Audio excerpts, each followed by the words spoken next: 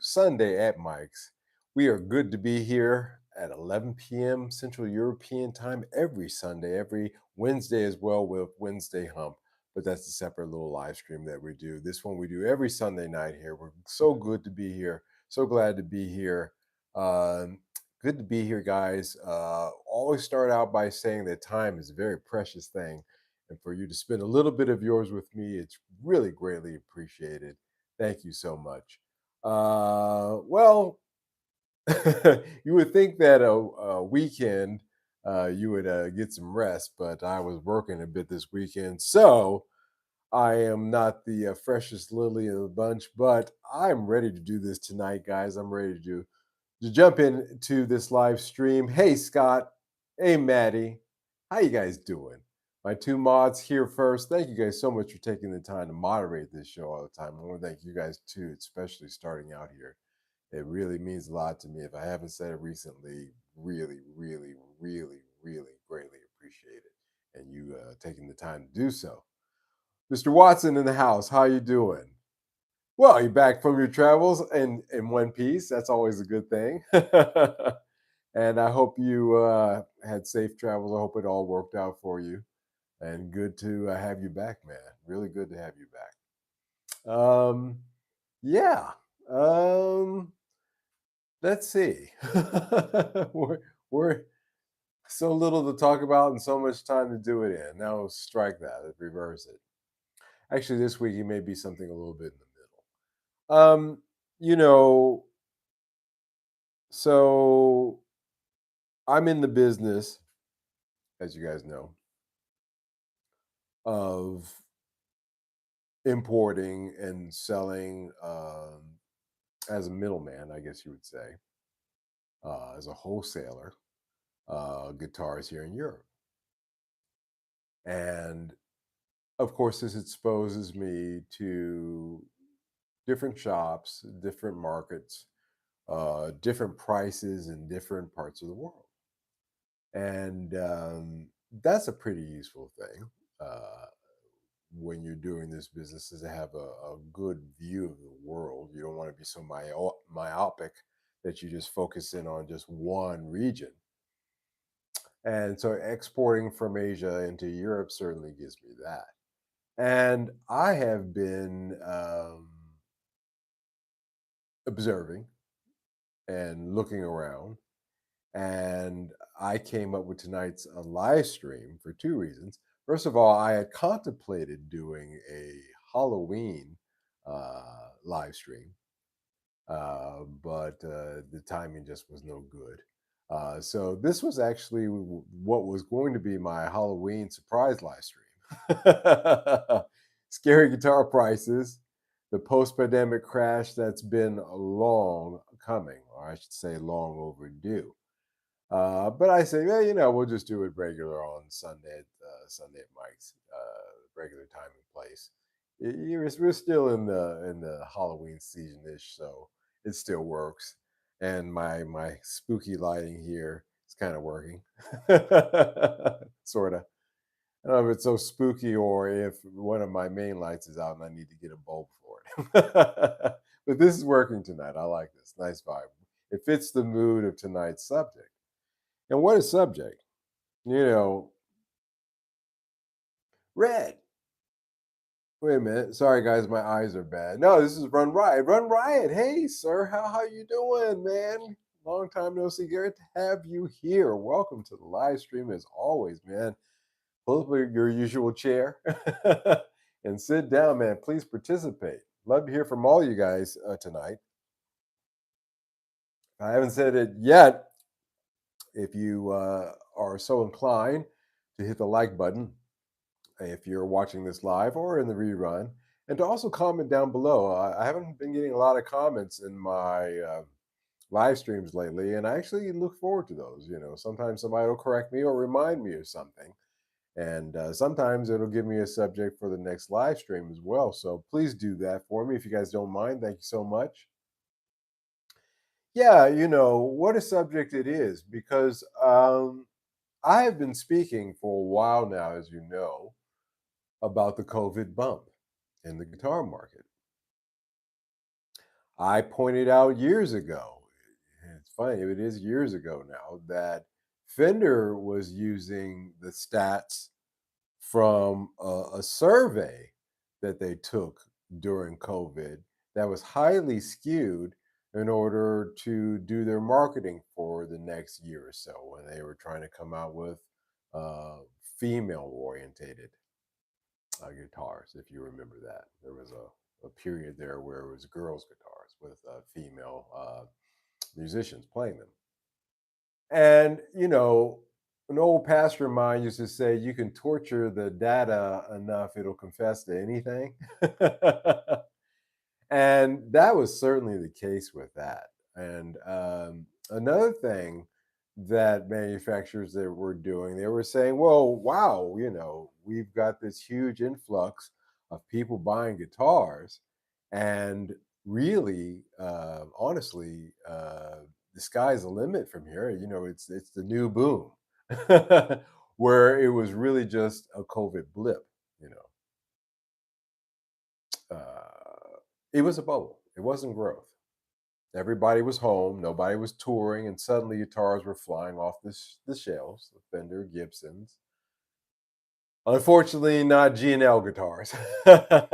They are done. They are finito, which is interesting because honestly, I've played a few G&Ls. They were okay. And now that they are kaput, do I think any of their models are going to go on to raise in value? Ironically, one of the discussions, part of the problems of the discussion that I'm going to have tonight. But anyway, I'll address that. My opinion is no. I think that you'll be able for years to pick up G&L guitars for super dirt cheap, and I think you should. My new recommendation to people who are first getting into guitar is go out and find yourself a used quality G&L. Probably get it for about 300 bucks, maybe 350, but you're getting a lot of guitar for that money. And so I think that's where they're going to go. But, you know, they were declaring record sales and a new generation of players. That was really one of their taglines. And after a moment, uh, that sort of started to peter off. You know, most of the people who were buying weren't lifelong players. That's the first thing. Most of the people that were involved in buying instruments at that time, it was out of sheer boredom. And again, the government was handing in the states, in a lot of countries, the governments were handing out money, and those who didn't need it per se, they had sufficient to get through. They saw it as excess, and that's where they spent, amongst other things. That's what they spent it on. The short term wave made every brand overconfident. And I've been saying this for a while. It's become more and more obvious. Factories scaled up, retailers ordered more stock than they could actually really handle.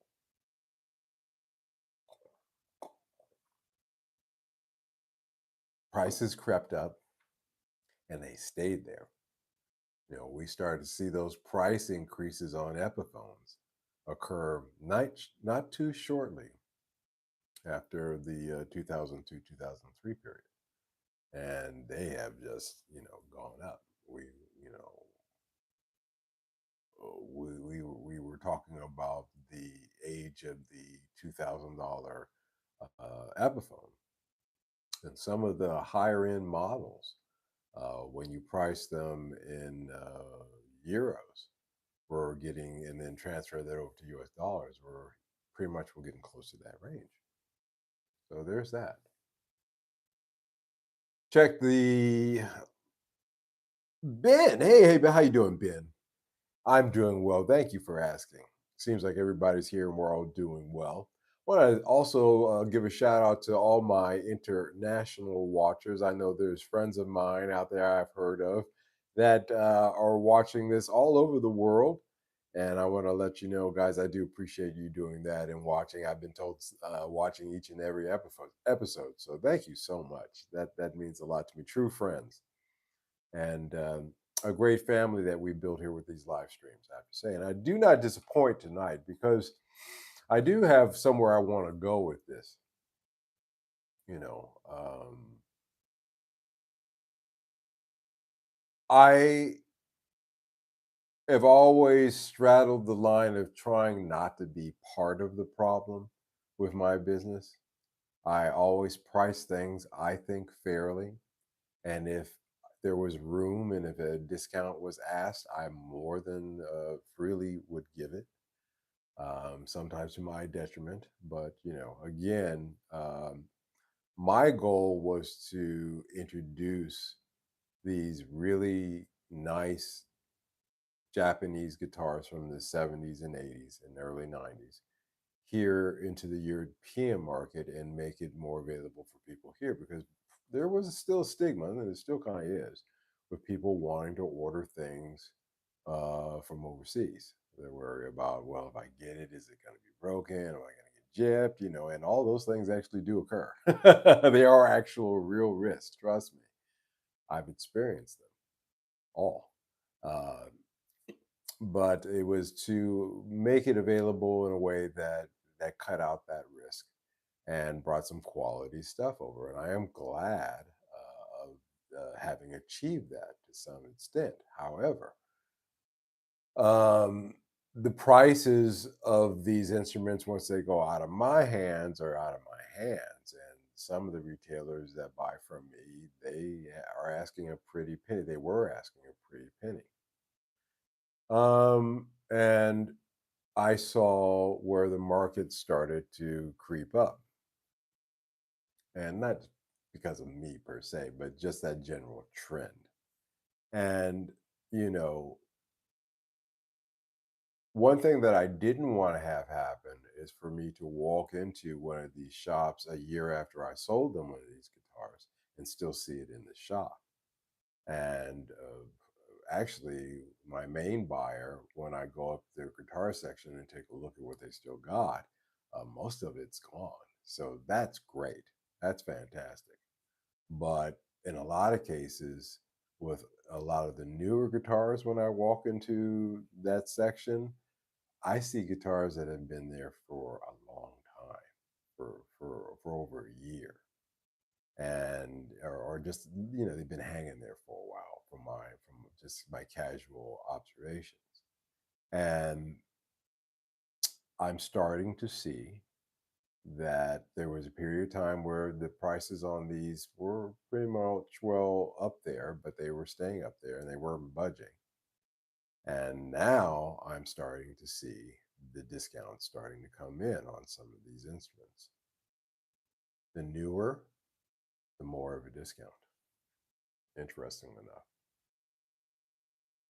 Another one of my uh, clients that I'm trying to get more action out of, more pickups out of, is having a 25% discount sale. And I knew, okay, these guys aren't into buying guitars right now. They're into selling the stock that they have because they got a lot and it's not moving. It's not moving. And, this really tells you two things. Scott, when you use a broker, you get your guitar. When ordering from Japanese auctions, you receive six broken mini disc players in a bag. Well, what can happen is, as I told you, there's a lot more sketchier people getting involved in selling guitars in Japan. And what they'll do is they'll misrepresent a guitar. They'll try to sell you a Korean made guitar as a Japanese one. Now, they may or may not know the difference, but I'm just saying that you should. And if you don't, it's better to have a middleman who does. Um, so there's that. I because I picked up I researched Korean uh Japanese brands that moved to Korea, especially in that 97, 98 period, pretty well, pretty extensively, so I know what to look out for. um but, again, that takes time, and So this tells you two things. First of all, stock isn't moving like it used to, and retailers are under clear pressure, clearly under pressure, to get rid of as much inventory as they can to move inventory. Not only a language barrier, but a trade practice are so no different. Yeah, yeah, I hear you. I'm sorry, guys. I'm reading like that, but seriously, my eyes are so bad, and I really should have put my glasses on tonight, but I did not. I says, no, I don't need those. You know what? Get old. These suckers start you reading. You start reading like this. it's it's a sad thing. It's a sad state of affairs. But I'm afraid I've reached that. So if I'm doing a lot of leaning and a lot of blinking, it's because I should have brought my glasses. Anyway, and these are all in the mid-tier models. 10% off, 15% off, 20% off, 25% off. By the way, is a huge, it's almost screaming, you know, a red, it's a screaming red flag, is what it was when I saw it. I said to myself, okay, this is not a time to be trying to sell these guys guitars. So prices are still inflated, however. So what you're seeing is these discounts apply to already inflated prices. Um, However, the real selling price are also sliding. See, there's again the what do the Japanese say? The tatamae and the mae, the surface, what you see on the surface, and what happens really below. And that's where the real truth of it is. Reverb had that function and they took it away, or then they hid it down where you really got to search for it, where you could see the selling prices on and the condition of the guitars that were sold for any given instrument during a period of time. And that was super useful because it told the truth. It said that this guitar in a decent condition sold for this much, regardless of what people were asking for it. And because of that, it kind of it actually was a great thing. And no wonder it was 86th, because circular filed, as a friend of mine used to say, because it was actually keeping things within reason in the market. People were saying, well, you're asking this, but this one in this condition sold for, and people had to justify that. And once that justification kind of went away or got buried, then it was again wild, wild west. So, prices seem high, but behind the scene, retailers are negotiating and discounting, and in some cases, discounting in order to survive. G&L, guitars, just going back, and KDH just recently came out with a video on that. I haven't seen it yet, but it came up in my feed. I will check it out tomorrow. But hitting on G&L guitars and their, and what happened. And I think that this is really, again, a sign of things to come. We're going to see a lot more boutique guitars. I wouldn't consider them boutique, but they were certainly mid-tier guitars. Companies like G&L go out of business in the coming months and year. Catch up here, the live stream. What is going on here? TOT said hi. Hey, T. And Music Companion. Hey, what's up, Music Companion? How you doing? Good to have you here as always. Yeah, budget guitars, things like Squire, Harley Benton, or Donner are still moving. Players can justify, $150 to $250. We'll say experiment, because that's what it is. And those guitars at that price range, that's what they really are. In some guys, most guys' cases, they're experiment. In some cases, it's a serious guitar starter, a serious starter guitar. But even a starter guitar is kind of an experiment. Is this the right guitar for me? Is this the one that I want to, rock out going forward, or do I need to look elsewhere? And in that price range, that kind of works. Mid-tier instruments, however, in the $600 to $1,200 range are the ones that are stalling. Then that's where you're going to see the most visible discounts as well. Um, High-end and boutique guitars, there's those things were always trophies, and the guy who got a custom shop from G&L because G&L had a custom shop, even though that company's kaput, it's still going to be a trophy to him. Will he get, if he put it out for sale, would he get his money for it? Probably not, but it's still a trophy. So, you know, they move slower, and you really have to find the right collector. That's why custom guitars are a dangerous thing, because if you do want to sell it, you got to find that one guy out there who has the money and has your taste. And actually, as much cats as there are out there, that's actually a surprisingly hard combination to come about sometimes. So there's that. And with, of course, in my little neck of the woods, vintage Japanese guitars, the prices are stable. They haven't crashed. However, they are no longer climbing either. And that has a lot to do with the tariff situation between Japan and the States, which seems to be resolved.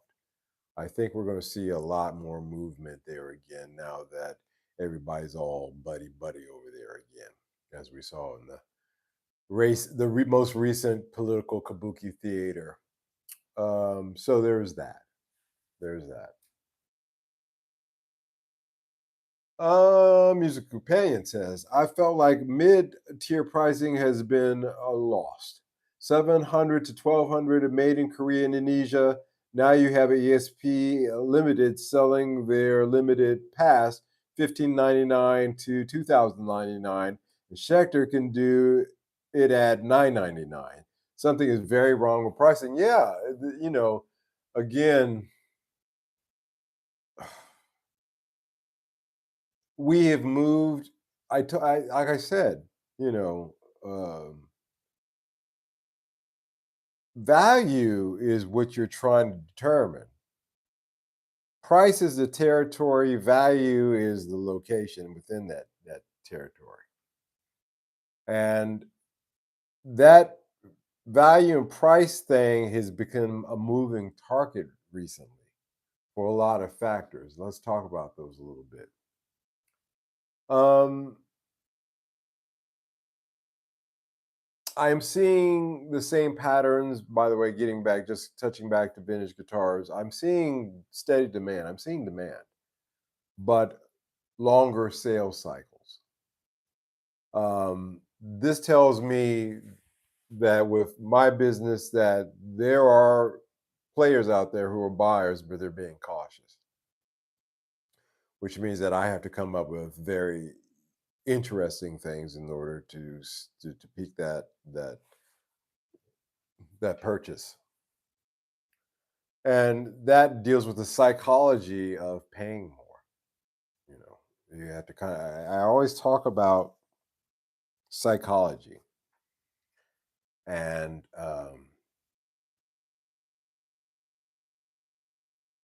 by the way, you know, crazy side note,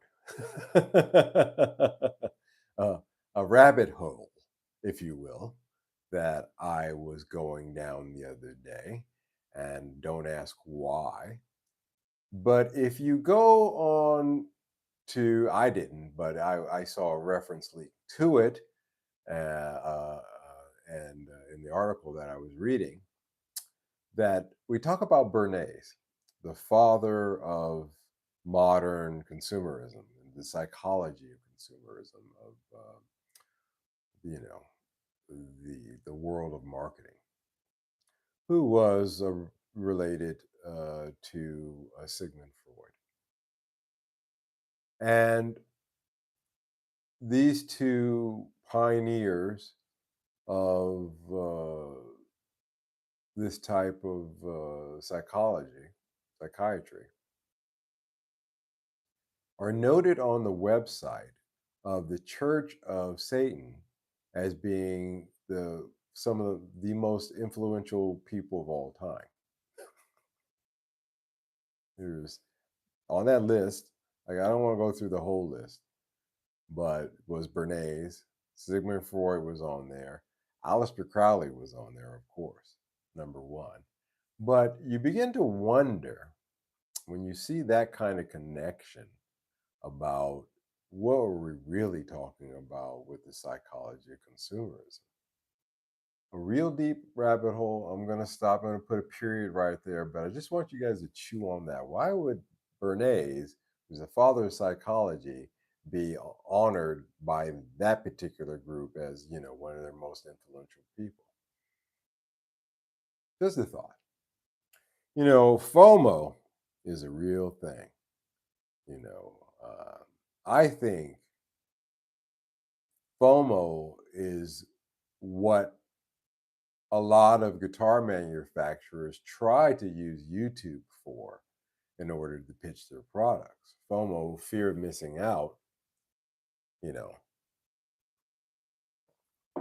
And it did work a little bit there with some things, like with driving up the prices in the used market, driving up the prices of the Klon Centaur. There's a lot of FOMO involved in that.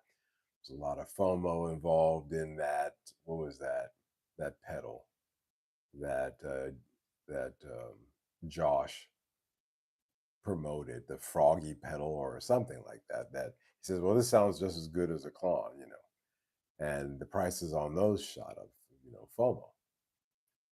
And every time that Gibson or Fender comes out with a YouTube video of whatever their latest reissue is, they shoot it and present it in such a way that FOMO is one of the biggest factors of that. Another thing, of course, is social media pressure. Instagram and TikTok make gear ownership part of identity. I always talked about that. The backgrounds.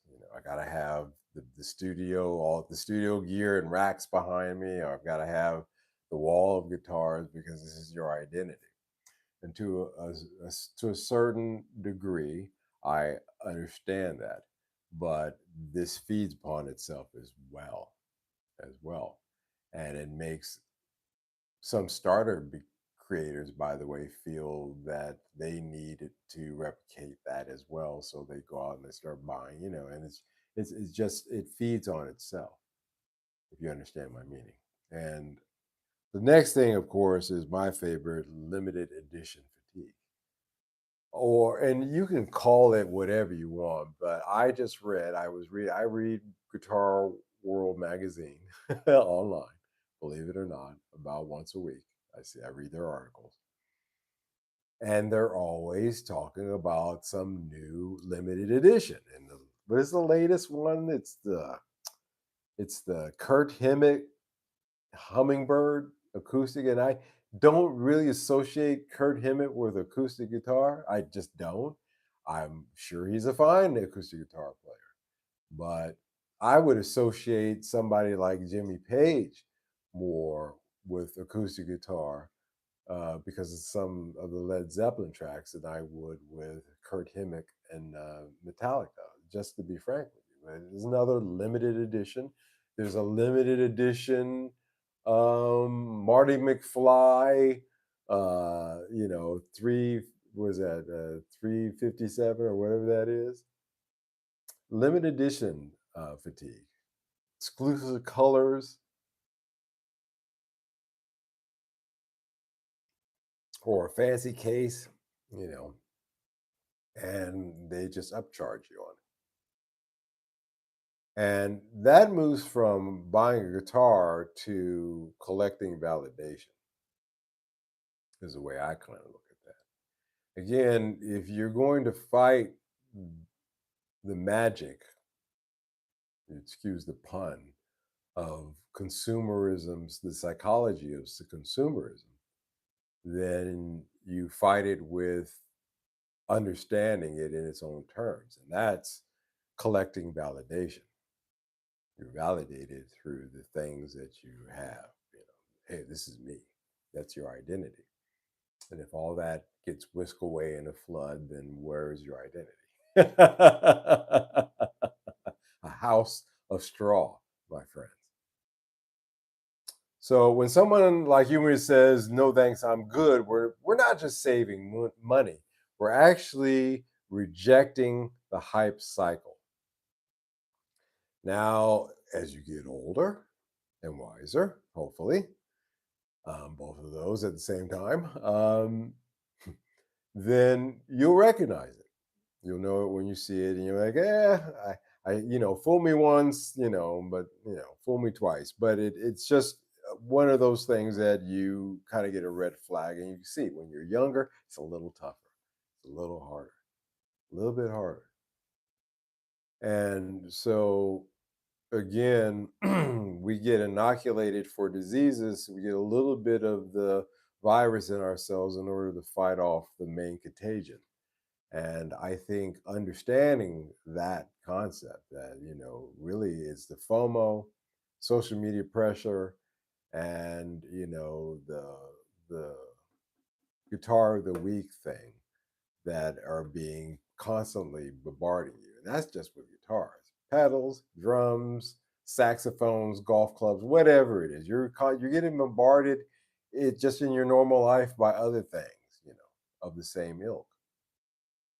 And so you learn to reject the hype cycle. You don't go for the latest thing. You don't the latest new thing. I knew a guy who back when in the 90s when we were all starting to put together our studios, who had to have the new latest thing. If the the MPC 62 came out, well, what's wrong with the MPC 60 that you have? It still works, it's great. No, this is the new one. I've got to have it, and I'm sure you know somebody like that. And that's the kind of consumerism, of course, that companies want. They want that kind of dedicated consumer who's going to buy every edition of everything that they come out, in regardless of what the price is. Well, it started out at $2. It's like the drug dealer. I'll give you that first hit for free, but everyone after that, the price is going to go up. And so it's the same kind of thing. And this is not the first time that the market's done this, by the way. After the 2008 recession, guitar prices softened. Not a total crash, but there was a definite correction there, and a cooling off period, if you will. And I, and regardless of what's being said, we're seeing that same kind of softening in this market. It's always for different reasons. 2008 were for its reasons. This one is for its reasons. But one of the things that really made it onerous, is that COVID bump. Because it took a normal trajectory, it was a slow growth going, and it just shot it up, and those prices that it got up to as a result of all the things that we've talked about here today, tonight, um, has resulted in just this situation where, you know, it's more inflated than it should have been, I guess is the simple way of putting that. It's more worse off than it should have been, even if we still went through the same economic cycle. And if you go back further, Japan in the 70s and the 80s, you see the same thing. Guitar production skyrocketed, quality was amazing, but then the market corrected, which is the reason why, and boy, did it correct. Which is one of the reasons why you can get such nice Japanese guitars from that period still for what I think are reasonable prices if you take consideration inflation in consideration. Catch up here in the live stream. Mr. Watson, the older I get, I try to give myself at least a month of thinking about it before I jump on anything by New Year. Yeah, yeah, the cooling off period. Yeah, I agree. I do too. I'll sit around. If it's something that's a little bit more immediate, I'll still wait a few days before I pull the trigger on it. I'm not going to be one of those guys who just scroll and click, scroll and click. I'm not going to do that. I noticed at that time when I was buying on Temu, and they really made it that easy, like that. You literally scroll and click, and it just goes into your cart. And that's a bad thing. That is not a healthy thing, especially after two margaritas on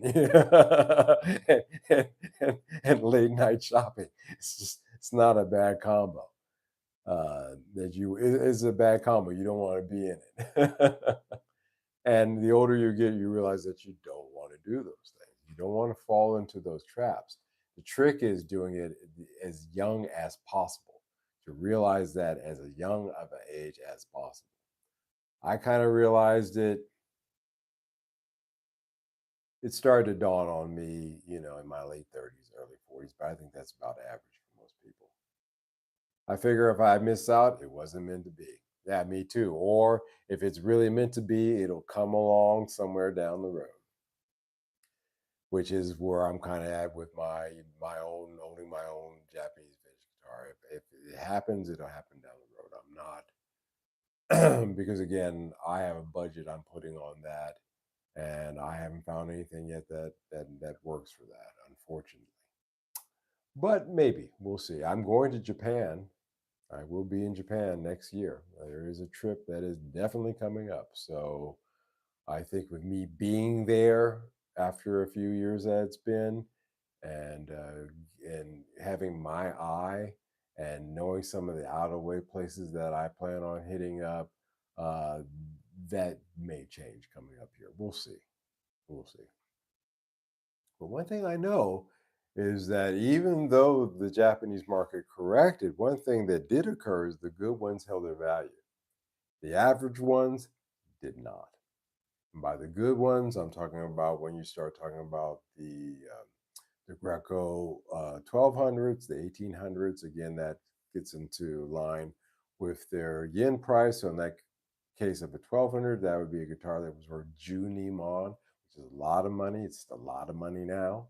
And 12 mon is a lot of money now in Japan. Um, but these were the higher quality guitars, and those have not dropped. As a matter of fact, those they're not going up in value, but they're not decreasing in value. And we're in a similar moment now. You know, again, studying history. I mean, really, it's not half-ass studying, but really going back, reading a couple of source material on the subject, and studying history will give you a good. It won't give you a crystal ball into the future, but it'll help you better understand and place yourself possibly a little bit better in the current situation. Just a thought. So, why didn't the sticker prices drop? Because nobody wants to blink first. Same old story. Nobody wants to blink first. Nobody wants to be that first guy to say, me give up, like Jar Jar Binks. Me give up. So, manufacturers don't want to admit they overproduced. Retailers don't want to devalue their own shelves because that's going to be a hit for them. They may have to let staff go as a result. So they'll call it inflation, or they'll say, "Well, it's inflation that's making this happen. It's just inflation. Everything's cheese is up. The price of cheese and bread is up in the Netherlands, so therefore the price of guitars are going to follow suit." But um, let's be honest.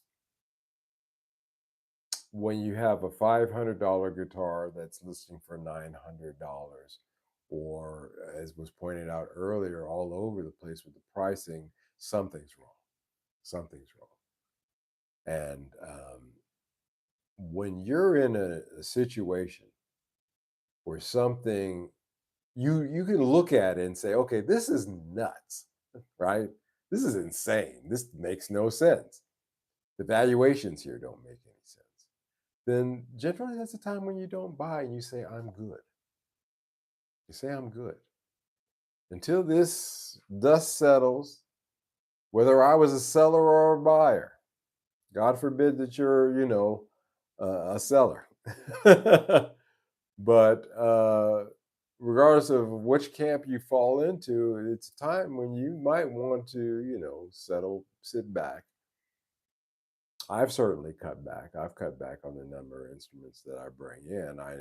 You know, I bring in the amount that I need in order to do my business, but I'm not seeing the need to expand going forward. As a matter of fact, my business consultant, when she sat down with me and went through the books, she said, I would stay, hey, you're talking about expanding, but for right now, if I were you, I'd stay in the same place you're at. And I said, okay, respectable advice. And nobody wants to blink, though. I didn't want to blink, you know. But again, this is just the way it is. And by the way, these are the birth pangs, by the way. This isn't the correction. Okay. The correction is long overdue. And it's been overdue since 2012-ish going forward, when things we started to get out of the last 2000. By the way, that was a 4-year period where things were not great between 2008 2012, and then started picking up again, and then we got that COVID bump, which made things worse. So this is a long overdue correction that has not occurred yet. I'm talking about these things, but these are again just the trimmers, the prelude to a kiss, if you will. I know for a fact Fender can make a run of the mill American Strat Telly bass for $9.99 like they used to. Big Reed won't let them. Well, I think that in the correction that's coming, um, they may be forced to.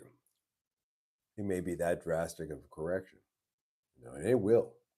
It will hit. You know, players who kept their cool and said, "I'm good," will be the ones that'll be smiling. Are the ones who made very smart tactical buys. And again, like I said, with my business, I try to buy guitars that I think that are smart and tactical buys for the crowd that I think I have a feel the pulse of.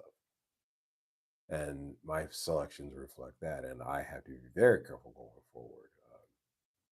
This month has made me realize that I have no room for experimentation. I have to be very concise and be very lucky to find the things that I know will work. But, you know, again, I'm good. I'm good where I'm at.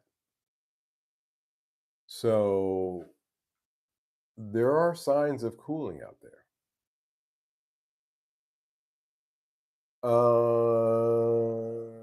Lush, welcome. I think the best new mid-price guitars are the Yamaha Pacificas, yep, and the Agile, yep. Les Paul copies from Korea. I also buying used though. Everybody loses buying new. Well, you buy a new car and you drive it off the lot, and guess what?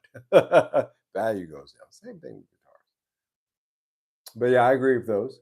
Again, I think that in those guitars, you will see the prices of those in the secondhand market continue to dip. Those are certainly the mid-price examples of the mid-price guitars that I speak of that I think the correction is really going to hit.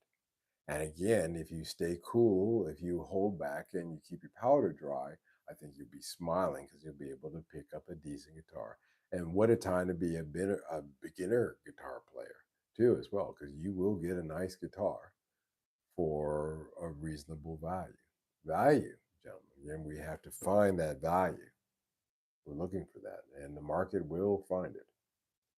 Investors want higher returns every year, Scott says. Then you need to sell more guitars each year or sell crappier guitars each year, even if profits are unsustainable this year. Well, I don't think people understand the concept of exponential growth. Um, what's a way to explain it? So you have a virus. It was a way that I saw it explained, and it's a great way of explaining it.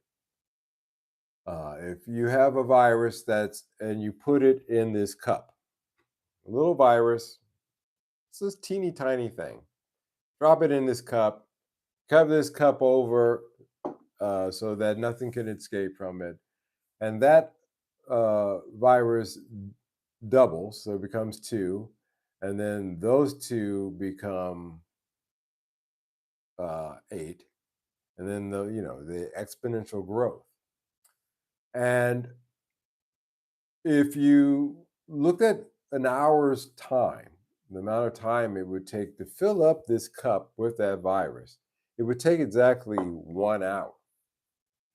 But because of exponential growth, once it gets to the lid, it can't go anymore. It can't grow anymore. It's a dead system because there's no more room to grow. And by the way, the point that it's just right before a complete a completion of that cycle where it can no longer grow is when it's halfway. You would think that when it's up here that you would say, hey, there's no more space in here, guys, we need to slow down. No, actually it occurs back here at the 50% point, because remember, it doubles. So at 50%, the next doubling. So that's why people don't see these things, because it creeps up on you. And even at that 50% point, where that's the point of no return, where you're doomed, people don't see that. They don't see that. And investors and companies and all these things talking about this, there is a ceiling of things. There is a finiteness. And whether it's a virus or a Fender Stratocaster, there's only so many they're going to fit up in that before that exponential growth exceeds the system that it's in, right? So there's that. Sales everywhere. Black Friday sales are going to be crazy this year, by the way. If you really want to get a deal on a pedal or a mid-price guitar or something like that, Black Friday coming up is going to be the one. Trade-in offers are dropping. Um, Shops won't take in regular trade. They're not taking in guitars. They're just not taking them in because they got to sell the stuff that they have. It makes it difficult for me to expand my business in a market like this, which means that I have to cater to the clients that I do have. So there's that. Boutique wait lists are shrinking. Um, the Fender Custom Shop waiting list is a lot shorter than it was 3 or 4 years ago, and that's just a fact. YouTubers are shifting their focus. More importantly, something that I observed, the culture again. YouTube is a cafeteria. It's lunchtime. All these tables, the golf club table, the camera table, the movie table, all these tables have their thing going on. But at the YouTube guitars table, the shift of focus is occurring, um, of budget versus boutique videos, for example, or emphasizing more budget lines. I talk about reading the room. And the room right now is on YouTube is mostly I'm broke. And so as a result of that, holding up this, 2200 or $2,500 guitar, is not on message right now. Holding up a $250 guitar and explaining why it's really worth should be worth 500 is really where you want to be at. You want to be doing that kind of thing. So there's that. That shift of focus. Now in 2026, I think that mid-tier guitars are going to correct, in some cases, 50% of their highs. And collector prices are going to level out. You're not going to see that 19, especially anything CBS with fenders, go up in value. Those will level out to a certain level, a certain price range. Cheap but solid guitars are going to dominate because somebody will still be willing. Well, I'll trade you these two Harley Bentons for that one Pacifica. People are going to go back to making those kind of deals, and it's I again like I you know these things go in cycles, and in this stage of the cycle we're going into, uh, the more local you are with other musicians that you can trade off with, I think it's going to be a great time because there's going to be some really great guitars that, again, like I said, are punching above their weight in terms of what you pay for them, in terms of their value, that are going to get traded around. And I think there may be something new that comes out of that. Like, hey, we finally got a chance to play this particular guitar, and they've been getting around, circulating around, and you know what? It's actually pretty decent. And maybe when things level out, those will be the new winners, whatever company that is. And the real revival comes um, about that way. But that's still several years off. In the meantime, repair and restoration is also going to flourish because people say, hey, I'm good with what I got, or I've got something that maybe I need to work on, or maybe it's cheaper for me to do a restoration on this guitar than to buy a new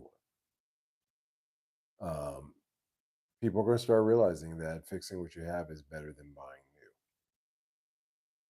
Craftsmanship, I hope, is emphasized. Setups, wiring, um, modifications, the real stuff. I think we will see. I think we'll see an upsurge in during this period of time because it all centers around money saving, and that's where I think the next where the current wave of thinking is going to be. So there's that. Um, Again, you know, a guitar that's set longer than usual before selling, if you've observed that in your own local market or through your own personal experiences, then that's a red flag. And all the other red flags that are occurring right now should let you know that we are at the beginning of that snowball that I've been talking about for years. That snowball is just starting to pick up its steam. And we can see course corrections of 50% on some instruments. So you say to yourself, okay, armed with this inoculation, with this information, then I can hopefully go forward and make wise decisions about what my purchases are going to be. And maybe sometimes just sit back and saying, hey, you know what, I'm good. Mike Watson says, do you think that's why Fender, Gibson, and Marshall have turned to merchandising to make up for poor guitar sales? Well, yes, they have to move to a lifestyle brand. They saw that the companies that they licensed their lifestyle brand out to years ago were making a killing. Again, in the case of Marshall, the brand that they license out to do their lifestyle stuff, keychains, little inky, little just stuff, t-shirts, baseball caps, things of that nature. They made so much money that they turned around and bought Marshall. So of course Fender and Gibson saw that and they said, well, hey, there's a finite pool of guitar players and only 10% of those guys who buy the guitars are going to be repeat customers. So we need to find another customer base. We need to find something else to do. And that's why you started seeing that upsurge in lifestyle brands. However, you know, how this is going to play out in the future, if that pivot is really going to help them, I do not know. It all depends upon how they play it. You know. So yeah, but that's definitely Michael. Absolutely, without any question, the reason why they made that pivot. Because again, they saw that cup was not going to overfloweth, that there's a finite cap. And by the way, that's on everything, kids. That's on everything. When you compound interest is the same concept. You know anything about that? Compound interest can, make or break you pretty quickly, by the way. So, yeah, they saw that, you know, they saw that. And that's the reason why they made that pivot. We'll see. Will it work? Yeah, who knows? Again, it depends upon the consumer. And right now, the consumer is not in a good place. Certainly, United States, man. I'm hearing so many bad things. Maybe I need to stop watching what I'm watching on YouTube because they always skew your feed towards that thing. But the layoffs and all the things that are occurring, it's just, especially before the holidays, it's heartening, man. And so, no, nobody's out there thinking about buying a inspired by Gibson Epiphone from China for, whatever price. Again, last week we talked about that.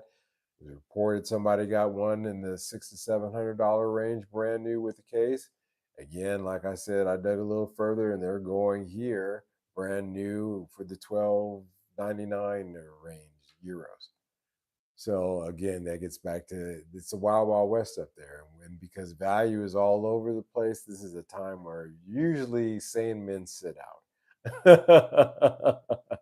You wouldn't do it with a company on the stock market. I'm going to buy that stock of that company. Well, yesterday, this guy bought it for $6, but then this guy over here, he bought it for 12. That that's not stock that you would want to invest in because the valuations are all over the place, and that's no good. It's no bueno. Does not help you. And on a smaller level, the same thing is with the guitars as well. It's all applicable in one way or another, actually, to tell you the truth. All these tables in this metaphor that I use of the YouTube cafeteria are connected in some ways, you know, and so again, understanding this and seeing this, you don't have to be Nostradamus, by the way, to see this. You just have to have a fair understanding of history and in this market, and you have to understand a little bit of consumerism, behavioralism, and you can pretty much well see where trends will go. And yeah, the correction hasn't hit yet. That's the crazy thing. Everybody's like, oh, yeah, it's pretty bad out there. Well, it hasn't hit yet. You know, oh, isn't that funny? The water is getting drawn out into the ocean, and no, you can look at all the pretty seashells that are exposed. Let me go out there and pick those up. When it comes back in with a vengeance. I've seen that myself too in life. That I've seen that metaphor play out for real. But again, with this in mind and a little bit of knowledge, little bit, you can go a long way. We're to be as clever as wolves, but innocent as sheep in some ways. So I think that works in a lot of areas of our lives that we can just enrich ourselves a little bit more so we can see where things are going because we're not going to stop playing guitar and we're sure as shit not going to stop buying them. So, I mean, there's never going to come a day where it's just not going to happen because that's not going to happen, you know. But I think we're in for a monster of a correction, even worse than last time. So, with that being said, we've hit the midnight hour. I usually try to stick these within an hour, these live streams, these podcasts, if you will. And so we've reached the end of that. And by the way, I'm exhausted. So I'm going to go to bed because no matter what time I go to bed, I'll probably be up by 6:30 or so. So if I want to get any sleep tonight, I'm going to call it quits and say thank you guys. Thank you so much for always showing up and listening to these live streams, these discussions that we have amongst ourselves. A growing group and a lot of people watching in the reruns, even now during the live, that have they stick in the background, but they're there. And now that I know some more of them that are there, it's really pleasing to me. So I want to thank you guys for that. I want to thank my moderators. Boy, tongue gets thick after midnight. I want to thank my moderators, Maddie and Scott. Thank you guys so much. I want to thank all of my regulars for showing up and being supportive of this channel. I do this because you guys show up all the time. You're always here for me, so I'm always going to be here for you. And I hope I bring you something to think about. You may want to look into that Bernays thing, by the way. If you're into rabbit holes, boy, howdy, that'll tell you a lot about what this is really about.